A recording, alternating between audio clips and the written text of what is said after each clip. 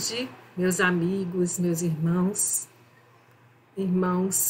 por afinidade, por estarmos na mesma casa, na Fraternidade Espírita Irmã Sheila, a quem inicialmente gostaria de agradecer pelo convite e pela oportunidade de aprendizado. Hoje nós vamos falar sobre um tema que é oportunidade de amor, com base numa poesia, uma mensagem em forma de poesia, portanto, psicografada na casa e trazida pela nossa querida irmã Elizabeth. Nós não vamos falar a poesia, mas nós vamos trazer, a partir de uma história, todo o conteúdo que a poesia traz em forma de mensagem. Então, assim, inicialmente, eu gostaria de fazer a oração para que nós possamos iniciar as tarefas dessa tarde de domingo. Então, vamos fechar os olhos, vamos buscar uma posição confortável, relaxante e vamos buscar respiração para fazer esse contato inicial conosco mesmos. Então, vamos respirar um pouquinho, relaxar um pouco, para que possamos mentalizar a casa de Irmã Sheila, fazer conexão com os espíritos amigos.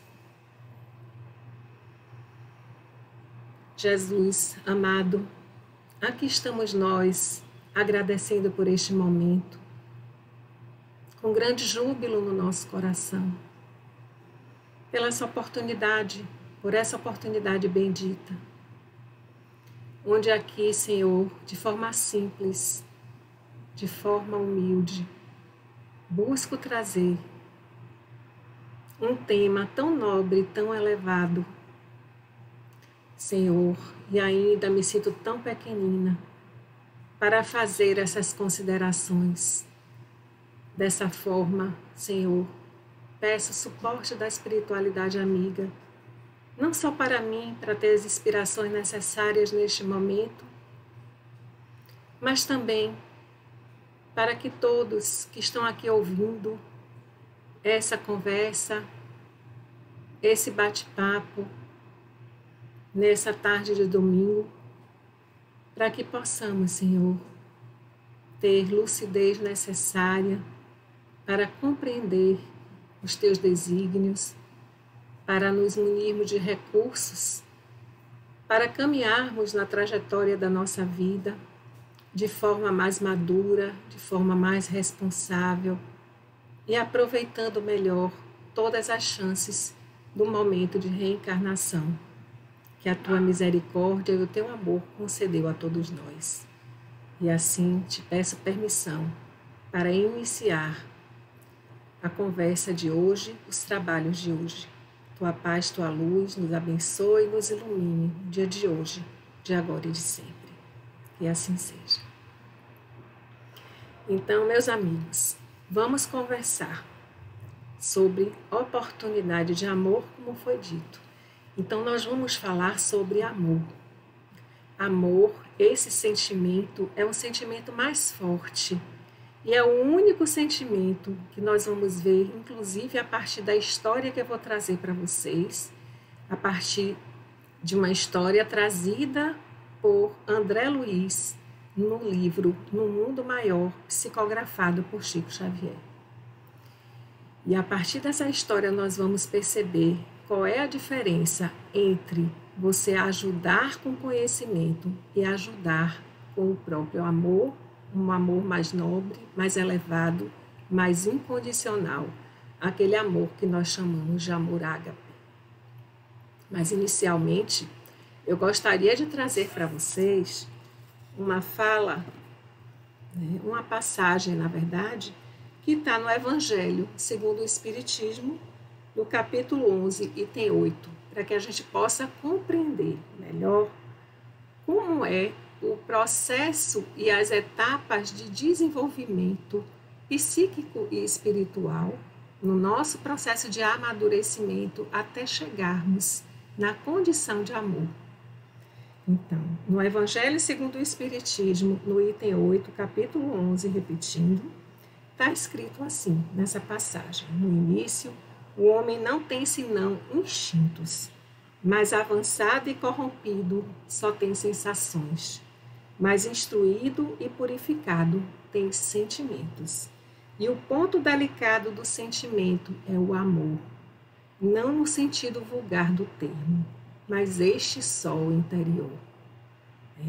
Então, assim, a partir dessa passagem do Evangelho, é fácil compreender que nós vivemos etapas no nosso processo construtivo, no nosso processo de desenvolvimento. Então, inicialmente, nós temos instintos, nós ainda não atuamos com base nos nossos sentimentos. E se a gente tem uma visão mais profunda a respeito da fonte em que o espírito ele vem, ele emana a partir dessa fonte, ele é formatado a partir dessa fonte que é o princípio inteligente, a gente vai percebendo que o princípio inteligente, durante bilhões de anos, ele vai perpassando por todos os reinos da natureza. Então, ele vai perpassando pelo reino mineral, pelo reino vegetal, pelo reino animal, pelo reino elemental, que é um reino de transição entre o animal e o reino nominal, até chegar no espírito. E a gente precisa entender que o princípio espiritual, inicialmente, ele não está individualizado. Então, ele vai se individualizando na medida em que vai amadurecendo. E se a gente individualiza para tentar compreender, nós vamos imaginar que nós podemos ter sido uma árvore, um animal, e não é bem assim. Então, assim, a gente vai se individualizando depois. Então, assim como os peixes, por exemplo, num cardume, eles têm aquele movimento de conjunto, o princípio espiritual também ainda não está individualizado. E aqui a gente está fazendo apenas uma analogia. Ele vai se individualizando na medida em que nós vamos tomando consciência, né? Tomando consciência da nossa própria existência, do nosso próprio existir. Então, quando chegamos no reino nominal, ainda não estamos como hoje. Estaremos inicialmente homens primitivos até chegar no homem do planeta, considerando o planeta Terra, na condição de desenvolvimento que nós estamos hoje. Então, assim, as nossas percepções também vão sendo ampliadas na medida que a gente vai se desenvolvendo. E aqui, no Evangelho segundo o Espiritismo, ele faz esse comentário. Então, nós éramos apenas instintos, depois sensações. Quando se diz que nós atuávamos apenas com os instintos, é porque nós estávamos ainda próximo da condição de animal. Depois a gente passa para as sensações do corpo e a gente vai desenvolvendo a parte externa, a parte dos órgãos dos sentidos, como uma condição de nos proteger, de nos perceber e perceber o que está acontecendo no mundo externo. Então, as nossas sensações do corpo, e vamos basicamente promover situações e condições na vida em que estaremos naquela condição básica de alimento, de defesa, de reprodução, na questão sexual e também na questão, então assim, em todas as situações mais básicas é aquilo que nós vamos procurar, incluindo a nutrição. A gente não tem ainda um propósito elevado, nós não temos um objetivo elevado enquanto nessa situação aqui, nessa fase de desenvolvimento. Então, no momento que a gente vai se desenvolvendo, que vai amadurecendo, nós vamos percebendo os nossos sentimentos. E agora, nesse momento de regeneração que está passando o nosso planeta, esse momento de transição não é do planeta apenas, é o nosso momento de transição. É um momento de regeneração, é um momento em que a gente se regenera no sentido de revivificar, de renovar atitudes, de renovar pensamentos e de rever posturas, tendências que ainda estamos com relação a padrões de comportamento do passado, e que é natural, porque ainda esse processo de desenvolvimento, ele é lento mesmo. E a gente vê quanto tempo o princípio espiritual leva até se individualizar e ter a condição de transformar-se em espíritos, para que nós, seres humanos, tenhamos ainda essa capacidade de se desenvolver e chegar no reino angelical, que ainda é uma jornada muito longa, né? Para que a gente possa se transformar em espírito de luz, como o próprio Jesus Cristo. Ele também, lembrando que Jesus Cristo também foi criado, como no livro dos Espíritos está, simples e ignorante, e perpassou por tudo que nós estamos perpassando, por todas as situações. Então, a única pessoa que consegue ter empatia, ter compreensão e todo o amor que o Cristo desenvolveu, a gente só consegue ajudar o outro quando a gente passa por processos profundos.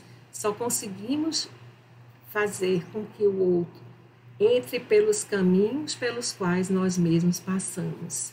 Então, não tem como ter uma compreensão e o amor elevado que Jesus já tem anos-luz à nossa frente e que nós agradecemos, inclusive, a Ele nesse momento e a todos os discípulos e a todos aqueles também que estão no anonimato e que participaram do Evangelho, participaram da Boa Nova, e por trazer essas notícias para a gente, proporcionando uma ampliação da nossa consciência, proporcionando que a gente tivesse contato com a dimensão espiritual e proporcionando também a leitura do que seja o processo reencarnatório, que a gente também vai falar um pouquinho logo em seguida, né? E agora eu vou trazer uma frase de Jung, né? Sem querer, claro, comparar ele com Cristo, não tem nenhum tipo de comparação, ele era humano como nós, mas foi uma pessoa genial porque conheceu o psiquismo, estudou, assim, dedicou toda a sua vida para poder fazer pesquisas acerca do psiquismo humano. Então, já no final da sua vida, um dos últimos livros que ele escreveu foi Memórias, Sonhos e Reflexões. E ele traz essa frase, a inferência que ele faz acerca do propósito da existência humana. Então, ele diz assim: até onde podemos discernir, o único propósito da existência humana é acender uma luz na escuridão do mero ser. Então, assim, veja que é justamente isso que a gente está falando, é de trazer para a consciência aquilo que ainda está obscuro, é quebrar o véu da ignorância que ainda nos veda a possibilidade de enxergar com clareza para além da nossa restrição física, da nossa limitação dos órgãos físicos. Então, aqui a gente já começa a partir do sentimento, a partir do amor que o Cristo trouxe para nós como notícia, de mudança de padrão de comportamento, mudança de padrão de conduta, para que a gente pudesse se amar, para que nós pudéssemos ser mais fraternos uns com os outros, e trazendo isso como uma condição para que o mundo se torne um mundo melhor, para que o mundo se torne um mundo de paz e para que a paz e a verdadeira felicidade venha para a nossa consciência, porque a verdadeira felicidade é justamente ter paz na consciência. E para ter paz na consciência, a gente precisa desenvolver as relações de afetividade. E Hermann Dufour, ele diz: afeto é a seiva vitalizadora dos processos relacionais e o construtor dos sentidos nobres para a existência dos homens. Então, edificar os laços de afeto nos grupamentos humanos é um aprendizado de amor. Então, a gente passa pelas etapas de aprendizagem de como é esse amor. mas a gente não consegue aprender a amar a partir de leituras. A gente não consegue aprender a amar a partir de teoria. A gente consegue aprender a amar fazendo. A gente consegue aprender a amar vivenciando as experiências de amar. As experiências de não julgar. As experiências do respeito à individualidade do outro. A experiência de acolher o outro como ele é, na sua alteridade. Essa é a experiência do amor. E poder compartilhar e poder dialogar. E trazer também para nós a riqueza dessa experiência que é o outro e que é a nossa própria experiência. E fazer essa troca, claro, com consciência, com a sua análise crítica, com o seu filtro. Mas fazer essa troca é importante. Não se fechar para aquele outro que chega até nós. Então, depois de dito isso, agora nós vamos falar um pouco da história que foi trazida por André Luiz no livro No Mundo Maior, psicografado por Chico Xavier. Então, uma das histórias, e assim, um livro que eu recomendo para que vocês leiam, porque é um livro muito rico em termos de informações, em termos de possibilidade de crescimento e de que nós vamos angariando mais recursos para nós lidarmos com a trajetória da nossa vida, com as adversidades que nos chegam e para também ampliar a percepção do horizonte da nossa existência. Então, vamos lá. Nesse capítulo, que salvo engano é o capítulo 4 e 5, André Luiz, ele participa de um trabalho e ele faz pesquisas. Quem já leu O Nosso Lar sabe quem é André Luiz. Se vocês não leram ainda, eu recomendo que façam a leitura ou que assistam minimamente ao filme Nosso Lar, que vocês vão ter uma ideia melhor de quem seja André Luiz. Mas André Luiz, ele passa, em determinado momento, a participar dos trabalhos para auxílio e socorro daquelas pessoas que estão necessitadas, que somos nós mesmos, né? E ele vai fazendo pesquisa, ele vai fazendo levantamento de informações e, num determinado momento, ele pede permissão para compartilhar conosco, que estamos aqui na Terra, as informações que ele tem como forma de proporcionar o desenvolvimento e o crescimento de nós mesmos. E isso é muito bonito, né? Isso também é amor, isso é caridade, isso é o esforço de André Luiz para que essas mensagens cheguem até nós. O esforço de Chico Xavier, o esforço de tantos médiuns que fazem com que essas mensagens cheguem até nós. E que possamos aproveitá-las, bem aproveitá-las. Então, vamos lá. Nessa história, existia um personagem que foi real, né? Eu não sei se o nome é um pseudônimo ou não, por questões éticas, mas assim, no livro eles chamam de Pedro. Pedro, quando era criança, ele foi meio que assim, adotado, entre aspas, por uma pessoa que tinha um negócio. E essa pessoa colocou Pedro para ajudá-lo na empresa desde criança. E ele ajudava nos negócios desse tutor, né? E assim, e o que acontece? Ele aprende tudo relacionado com os negócios, com a empresa, ele vive as experiências e quando ele fica adulto, ele resolve pedir a esse tutor que ele lhe pague todos os salários que lhe seriam devidos desde o momento que ele começou a trabalhar com ele. Então, assim, diante desse pedido, diante dessa solicitação, esse tutor, ele não concebe uma resposta positiva, ele não concebe que isso fosse possível e ele nega essa possibilidade para Pedro. E Pedro fica muito revoltado, Pedro fica tomado pelo ódio, tomado pela raiva, e Pedro termina cometendo um desatino.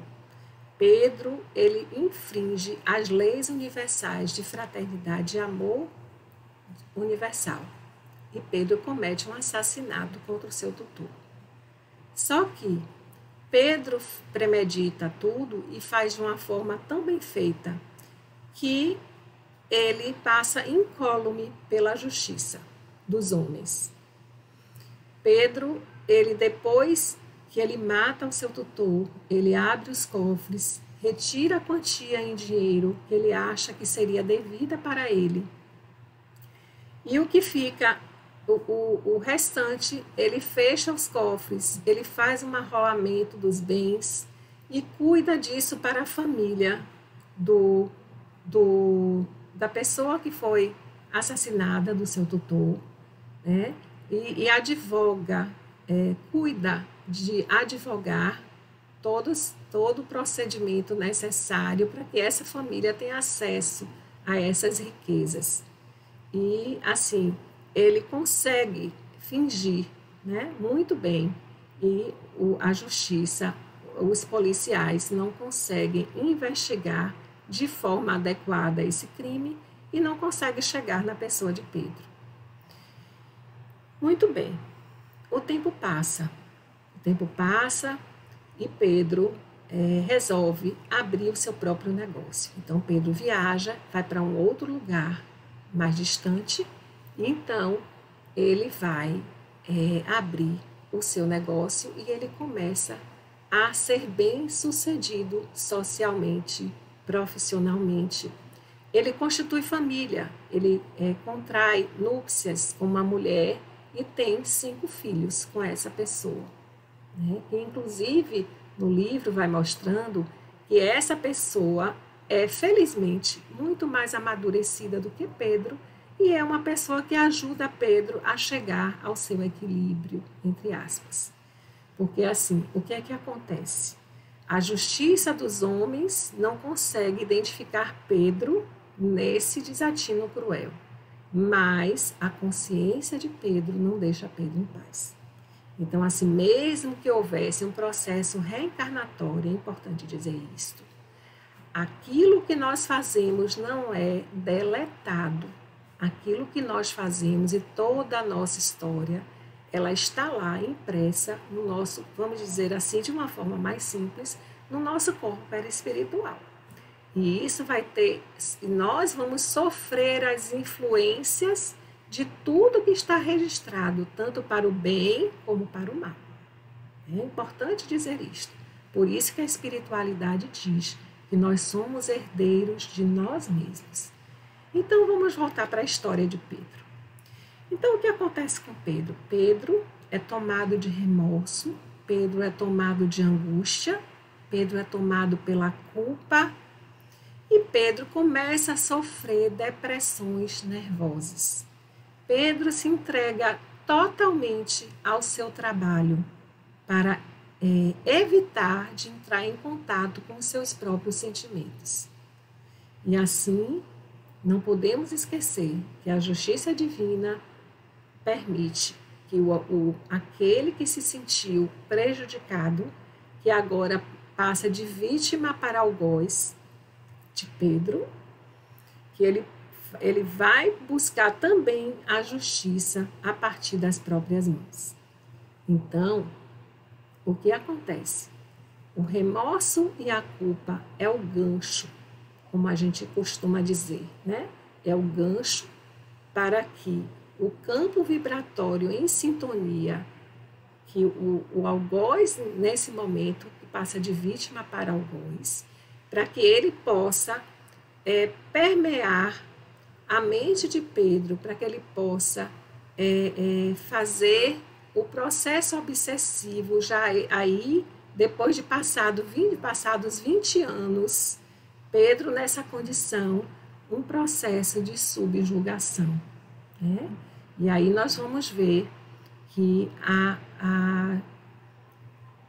misericórdia divina sempre, nunca nos abandona, em situação alguma.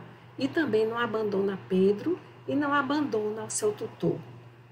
Então, assim, a misericórdia divina manda o auxílio necessário para poder trazer Pedro e trazer o seu agora algoz de volta para a consciência. Então, manda os recursos necessários. E quem pede esses recursos, justamente, é a mulher de Pedro, que já tem uma espiritualidade, um desenvolvimento espiritual mais avançado. Então, vamos lá. Então, o que sucede agora na dimensão espiritual? O auxílio chega. E aí vai André Luiz e Calderaro, que é o seu supervisor nesse tipo de atividade. E lá se vão os dois para encontrar com Pedro. E quando eles chegam na casa de Pedro, eles se deparam com o quadro de enfermidade de Pedro. Pedro já está com suas atividades motoras, inclusive se comprometendo por conta das toxinas de ódio e de desejo de vingança do seu algoz, que foi lançado no seu corpo perispiritual. E aí eles dizem assim, né? O ódio, nesse caso, pode verificar, André Luiz, que vem como se fosse um piche negro. Então, imagine o que é isso. Um piche negro, uma vibração densa, pesadíssima, lançada pelo seu... lançada pelo verdugo, né? Agora, nessa condição, em cima de Pedro, durante 2 décadas. Então, os seus centros motores também já começam a ficar prejudicados, a sua memória começa a ficar prejudicada também. E outras coisas que começam a ficar prejudicadas, porque o sistema fisiológico vai ficando comprometido a partir do comprometimento do campo perispiritual. Muito bem. Então, o que acontece aí agora, né? Nesse momento, aí, Calderaro, ele diz a André Luiz, o que nós podemos fazer nesse momento, em termos de conhecimento, é apenas aplicar passes magnéticos, é apenas amenizar essas dores, é apenas abalsamizar um pouco aquilo que acontece com Pedro. Mas nós não temos a condição de transformar Pedro e de transformar o seu ex-tutor, porque nós não temos a condição de amor necessária para fazer este processo. Então, é importante a gente perceber isto. Né? Aí André Luiz pergunta, mas por que você não pode conversar com ele? Por que nós não podemos conversar com eles? E Calderaro explica, porque eles estão fechados para essa possibilidade. Né? Então, aí Calderaro explica. O que temos na teoria não é suficiente, porque a única coisa capaz de transformar é o amor. O amor é o único que consegue alcançar as causas profundas da alma. Então, eles precisam chamar a Cipriana, que é um espírito de mais amadurecido, mais vivido, mais sábio, e que chega com uma luz muito brilhante. E Cipriana vem. E Cipriana começa a ajuda inicialmente fazendo a prece. Assim como nós, no Centro Espírita, fazemos a prece para iniciar qualquer atividade e fazemos outra prece para encerrar qualquer atividade. E a partir da prece, Cipriana, ela se transfigura e Calderaro e André Luiz percebem o seu processo de transfiguração, assim como Cristo, né, se transfigurou a partir de estar inundado de luz, sem querer colocar Cipriana na mesma condição do Cristo. Cipriana era um espírito mais amadurecido e já mais próximo em termos de exercício de amor. Por que isso acontece? Cipriana não julga. E André Luiz e Calderaro, eles percebem ali naquele momento que eles só têm a condição de olhar aquelas 2 criaturas como criaturas infortunadas. Então, assim, Cipriana não. Cipriana olha os 2 numa condição de igualdade, numa condição de que são almas em processo de construção, assim como ela também. E é esse olhar que eu convido vocês, a partir de hoje, a fazer para qualquer outra pessoa da sua convivência, inclusive para você próprio. É olhar a outra pessoa, seja qual for a situação que você esteja, como uma alma em processo de construção e de desenvolvimento, porque cada um está na sua condição, no seu momento de maturidade, e nós não podemos exigir do outro aquilo que ele não tem condição ainda de dar para a gente. Então, voltando para a história, o que acontece? Aí Cipriana, ela se nimba de luz e ela se aproxima de Pedro. E Pedro, ao se deparar com ela no processo de desdobramento durante o sono, ele pensa, inclusive, que quando ele vê tanta luz, ele pensa que ela é a própria Maria de Nazaré. A partir das concepções dele religiosa, ele só consegue enxergá-la dessa forma. E ele se queda diante dela, né? É uma queda moral diante dela. E diz que ele não é digno dela estar ali para ajudá-lo, nem diante dele, porque ele é um criminoso. Ele se intitula assim. E aí Cipriana vai conversar com ele. Cipriana conversa e diz de forma alguma: quem foi de nós, né? Quem de nós pode atirar a primeira pedra, como disse o Cristo? Quem de nós não passou pelos pântanos dos lodaçais da alma? Quem de nós está incólume aqui, né? Está livre de qualquer erro, de qualquer equívoco que fizemos no passado? Então, ela coloca aí, Pedro numa condição de igualdade. Ela coloca Pedro como um filho, como um verdadeiro filho. E assim, Pedro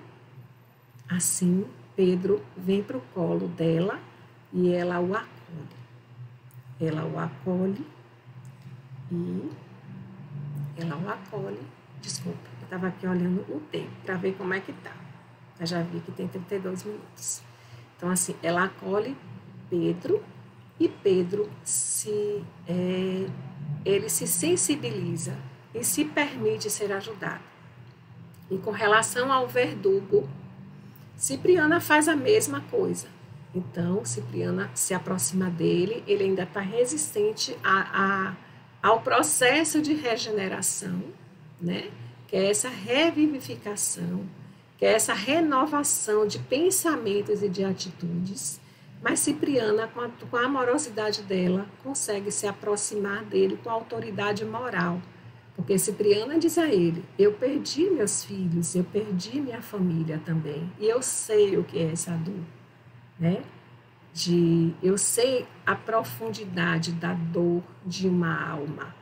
Então, assim, ela consegue se chegar até ele. E ele se aconchega com Cipriana no final das contas e ela consegue sensibilizado, mostrando que o perdão é o melhor caminho a seguir, trazendo o exemplo do Cristo. E aí os dois, ela consegue levá-lo junto com o Calderari e com o André Luiz para uma dimensão maior. Então, assim, diante dessa história que nós estamos aqui ouvindo, é importante frisar que o exercício do amor é o único que vai trazer para nós o desenvolvimento dessa condição. Por isso que o Cristo dizia: fora da caridade não há salvação. Então é preciso que a gente busque todas as oportunidades de amor. É preciso que a gente veja, inclusive, no processo de reencarnação que nós estamos vivendo aqui, uma oportunidade de grande amor de Deus para conosco. Porque nós não fomos para o céu, nós não fomos para o inferno e nós não fomos condenados para viver em um purgatório para sempre. Isso não existe. Nada é fixo para sempre. E Deus não condena ninguém.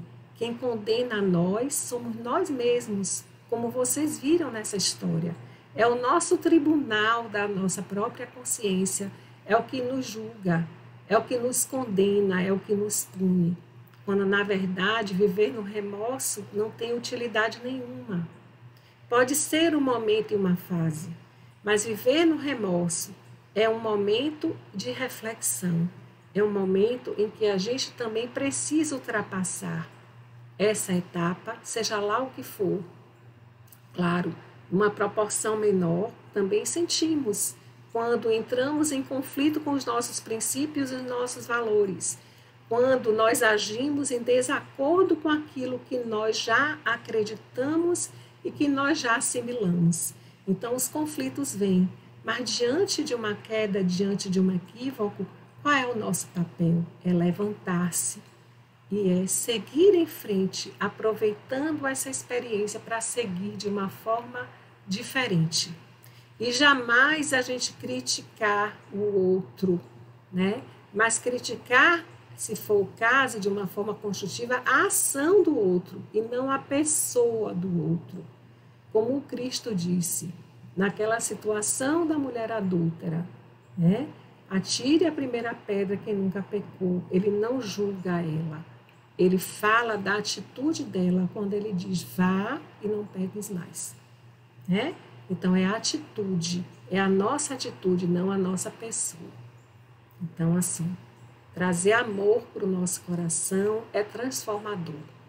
E a gente pesar a conduta do outro, não pesar a conduta do nosso irmão apenas pela conduta dele, mas buscar, a partir da nossa convivência e das nossas relações, buscar uma postura de aprendizagem, buscar uma postura de conquista com isso. Então, se tem pessoas que nós temos dificuldade nas nossas relações, vamos buscar modificar e renovar as nossas atitudes para com essas pessoas, acolhendo-as da forma como é possível para nós, respeitando-as no momento em que elas se encontram, porque nós também nos encontramos no nosso momento de amadurecimento e ainda não conseguimos ter o alcance de muitas coisas.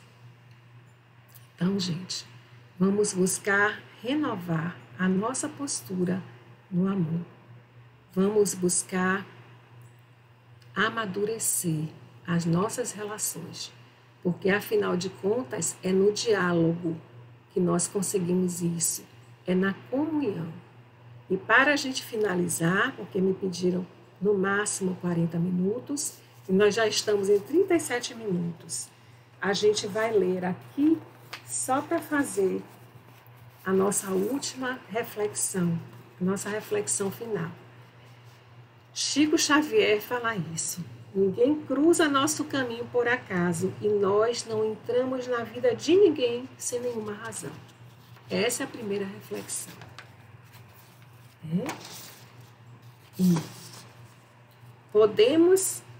Hamed fala assim, podemos sim sutilizar nossas energias kármicas amando ou desgastá-las penosamente, se continuarmos a reafirmar nossas crenças punitivas do passado.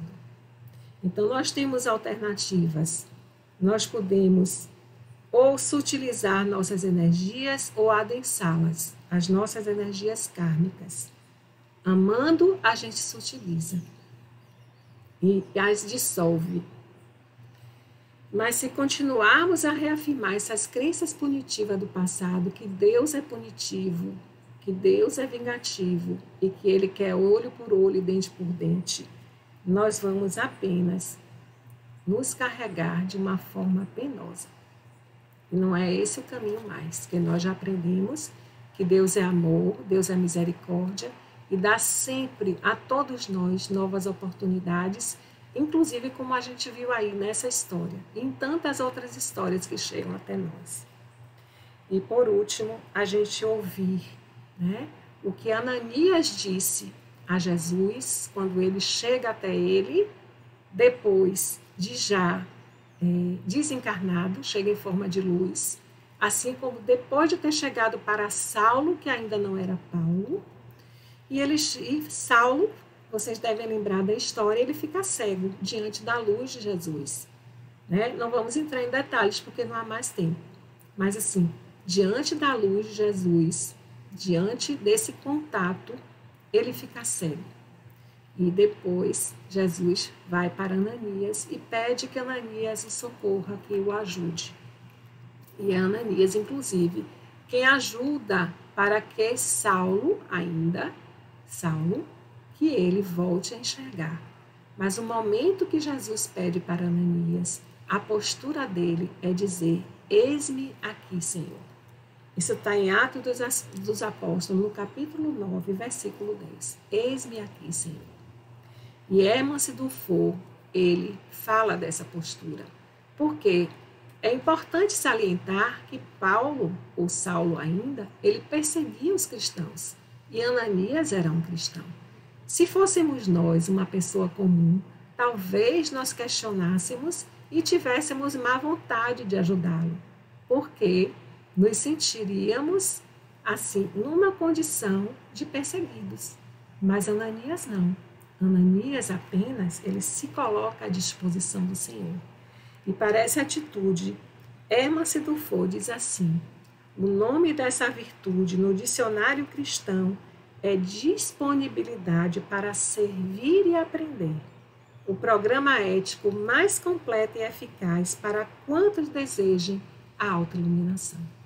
Então, meus amigos, fica aqui para a reflexão de vocês toda essa história e pensar o que nós estamos fazendo com nossa oportunidade de amor que Deus nos concedeu a partir do processo de reencarnação. O que você está fazendo com a tua vida, o que você está fazendo com a sua história e se você está aproveitando este momento da melhor forma possível. Então, que Deus nos abençoe e muita paz para todos e a minha gratidão mais uma vez por essa escuta. Muito obrigado. Que Deus nos abençoe a todos nós.